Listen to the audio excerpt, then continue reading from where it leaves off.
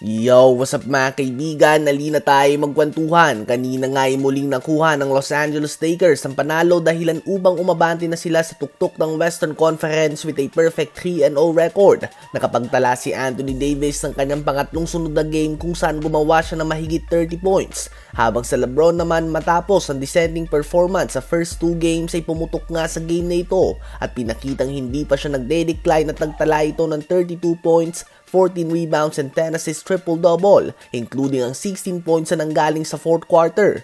Sa post-game interview ay sinabi ni LeBron na ang sikreto nga daw sa solid na performance niya ngayon ay ang magandang tulog, hydration at good food. Dagdag din ni LeBron na ibang team na nga daw ito ngayon at hindi nga daw binuo ito para gumawa siya ng 16 points bawat quarter. Ngayon nga daw ay may luxury na siyang piliin lamang ang mga moments kung saan kailangan niya talaga na mag-take over. Habang si Anthony Davis ay sinabi nga na muling pinapakita nga daw ni LeBron kung bakit siya ang greatest of all time.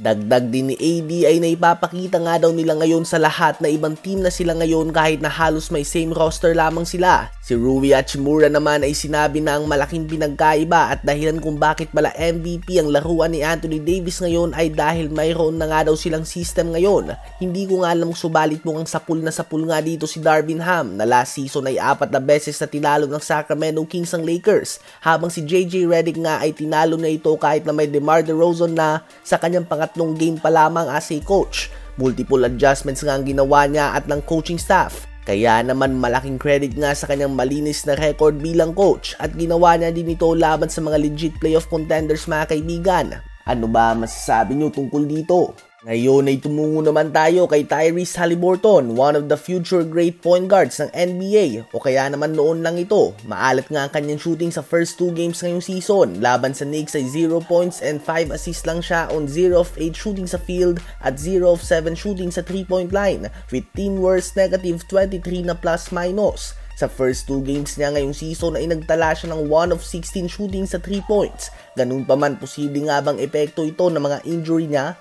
Alam ng madami na nagtamo siya ng injury laban sa Celtics noong playoffs. Subalit bago pa man ito ay nagtamo na nga siya ng iba't ibang injury sa tuhod, hamstring at sa likod sa kanyang konting taon sa NBA. Last season bago pumasok ang buwan ng Enero, maliwanag na si Haliburton ay isa sa mga best point guard sa NBA. Magkakasunod na 20 plus points and 15 plus assist games ang kanyang ginagawa. Ganun pa man, matapos sa magtamo niya ng injury ay ibang player na nga si Haliburton.